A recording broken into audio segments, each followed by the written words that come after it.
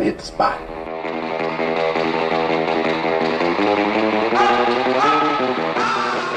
So then talk back with another video. I'm Strange Wang, and today I have my top 10 most anticipated movies of 2025. I recently did my top 5 least anticipated movies of 25. Movies I'm completely skipping. This is 10 movies I will not be skipping. I will try and make it to the theater. For all of these, I am excited for all of these for different reasons, but let's get into it. At number 10, we have Black Phone 2. I don't know where a sequel could go unless it's a prequel and he wins. He gets away, he wins. That would make a lot of sense. But why do we need a sequel for this movie? It makes no damn sense. Compels me, though. Ethan Hawke is amazing in this role. It was one of my favorite movies of that year. It's a huge sleeper hit. If you haven't seen it, please go see it. And it's not like this movie made a ton of money, so they're forcing a sequel out. It's been a couple years, so it makes it feel more like a passion project, more understanding for it to be made. So I'm kind of looking forward to it. I'm definitely interested in that first trailer whenever it decides to be released. But Black Phone 2 is coming in at my number 10. At number 9, we have Knives Out 3. The Knives Out movies so far have all been really good. First one has been the best in my opinion. The second one, the sequel, was great. Not bad at all. These are all of them 9 to 10. You know, they're somewhere in there. They haven't dropped below that 9 for me personally. And hopefully Knives Out 3 will not either. They don't disappoint. I just wish they wouldn't go to Netflix so I could buy them on Blu-ray, because that first steelbook was so beautiful. But I love a good mystery, and these films keep me on my toes like a ballerina. And the comedy mixed in and how it's all presented is just unique, fun, captivating, all in one sitting. And I can't wait to watch Knives Out 3. And the cast. Who's going to be in this movie? I probably know, but I don't remember. But that's always a fun part, and how he has all these different dynamics with this ensemble cast. It's sensational.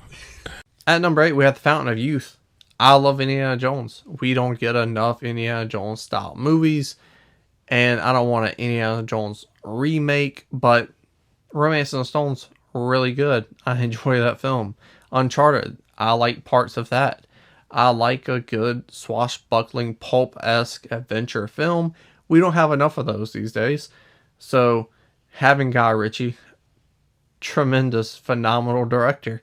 I love pretty much all of his movies. I can't think of one movie of Guy Ritchie's I dislike. John Krasinski, he's a talented dude too. So I'm sure there's other talent in this film in the cast that are great.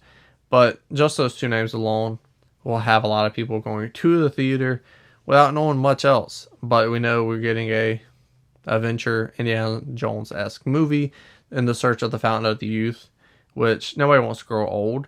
So I'm sure there'd be a villain arc where that person just doesn't want to grow old and they're doing anything to get to that point. Ra's al Ghul in the Batman universe, that's an interesting, compelling character. I'm sure similarities will translate into Fountain of Youth and that villain side, and I'm excited for it. I can't wait. Number 7 spot, we have Mission Impossible: The Final Reckoning. It's a Mission Impossible film. They don't miss, except for Mission Impossible 2. And I don't think that film missed. That film's fucking hilarious. I love it. It's a guilty pleasure. If you haven't seen it, watch it. Have a good time.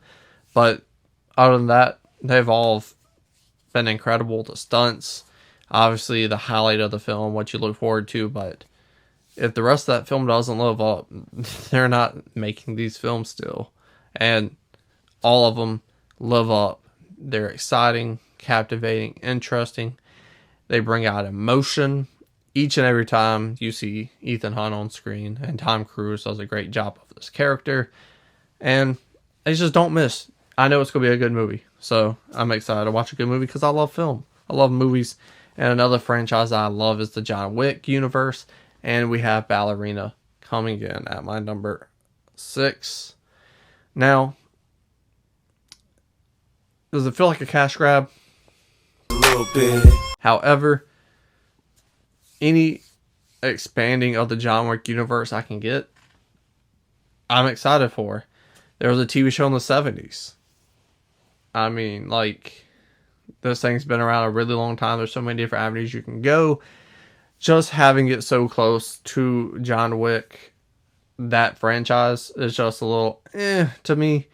I wish they would have separated a bit more, but I think it's going to be a great movie. The action's going to be phenomenal. The world building, the storytelling is going to be great as well.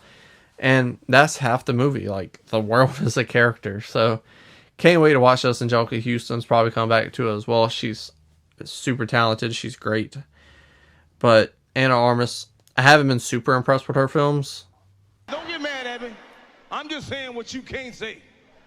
You feel the same goddamn way I feel. She's very hot right now. Take that how you will, I guess.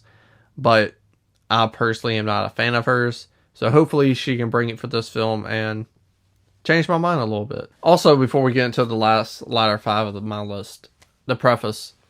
There's those movies that are coming out. I just don't know when they're coming out, so they didn't make my list. Batman 2. Robert Pattinson's Batman is incredible. And then you got Into the Spider-Verse Part 2. I guess it's number 3, but it's Part 2. I don't know when the fuck that's coming out. Jordan Peele's movie. It was supposed to come out December 2025. That's what the Rotten Tomatoes list said. And then, where's it at? It's not here. So, there are great films that I'm anticipating for. I just don't know when they're coming out, so they did not make my list. But what did make my list was one from last year, and that's Mickey 17. The concept of it is cool. It's a little bit more quirky than what I expected, but it makes sense. I think that's a subject you can add humor to and it work. And it shows a different layer of Robert Pattinson. So I've never seen him in a super comedic role, which this isn't a super comedic role, but for him, it's the most comedic I've ever seen him in personally. So I'm excited for that. And I'm excited to see where this film goes in general, because if it's anything like Parasite, it's not going where you think it's going. At my number 4 spot, we have Sinners. Ryan Coogler and Michael B. Jordan come back together. And I'm just glad Ryan Coogler's not in the MCU. Creed is one of my top 10 favorite movies of all time. What a picture. Fruitvale Station is absolutely incredible as well. This combination is like the new Scorsese and De Niro. And I'm just glad it's not in the MCU. I'm tired of comic book movies. So to see him going out of that and making something new, and it doesn't look fun. It's a horror movie. It's something we haven't seen from him before. I don't even think we've seen Michael B. Jordan in a horror movie. I don't believe so. So it's something new for both of them. It, based on the trailer, looks more like a thriller than a horror movie, but the trailer didn't show much. So I'm highly anticipating it just because there's talent out the wazoo. So I'm here for it. That's exactly what I was going to say. Number 3, we have Predator Badlands. Prey grew on me, and I now love it. Alien Romulus was impeccable. I absolutely loved it. It's going to be on my top 10 list for sure. Subscribe if you want to watch that later on. These franchises people love so much, and they just kept coming out with bad sequel. And in the last 4 to 5 years, we get 2 really good sequels from both of these franchises. It's really exciting, and it makes me look forward to these aliens interact with humans in different eras and different galaxies and stuff like that. So Predator Badlands, I know absolutely nothing about it, but I know I love Predator, and I really, really enjoyed Prey. And the thing about it is, when I watched Prey, I didn't get Predator. I wanted the action, the 80s, the humor, the one-liners, the macho over-the-top comedy, the humorous aspect of it. I wanted that. But there's so much more you can do with the... What are their names? I guess they're Predators. The Predators. And same thing with the Xenomorphs. There's so much more story outside of what you can tell with Ripley. And to put these aliens in these situations, whatever they come out with, until it starts to suck on a consistent basis, I'm here for it.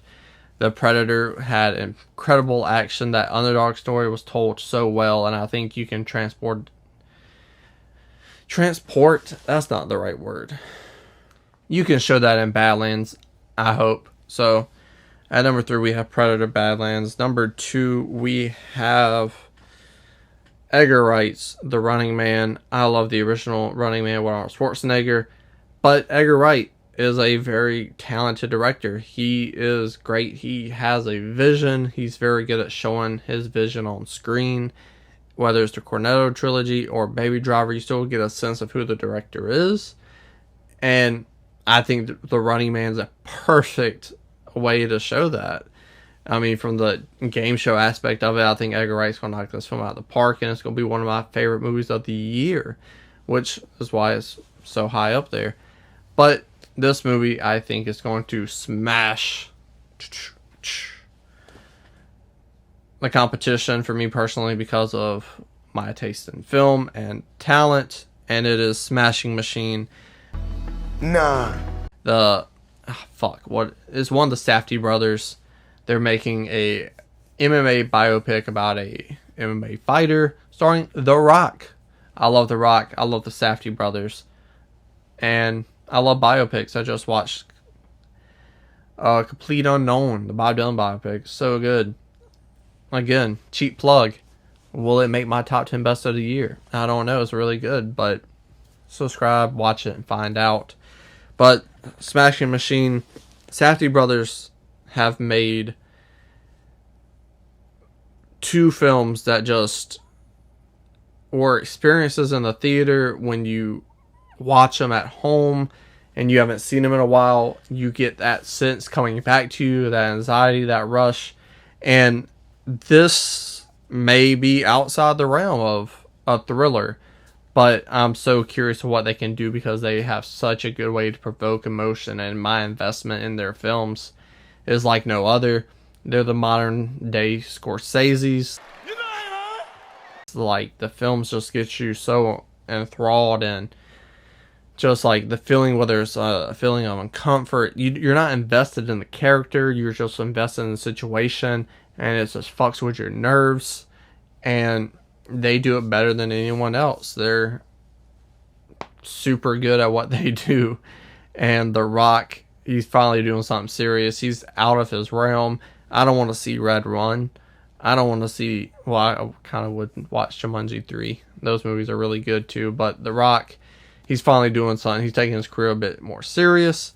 He's a big guy. He's pretty good for the role. So, the wrestling fan in me, the film buff in me, cannot wait for this combination to hit screen. And those are my top 10 most anticipated films of 2025. I'm sure there'll be more films that I'll see later where there's a trailer. Like, oh, I wish I'd have put that on the list, but I didn't. This is my list. So go down to the comment section, tell me your list. Scroll back up, hit the like button, share the video, and subscribe.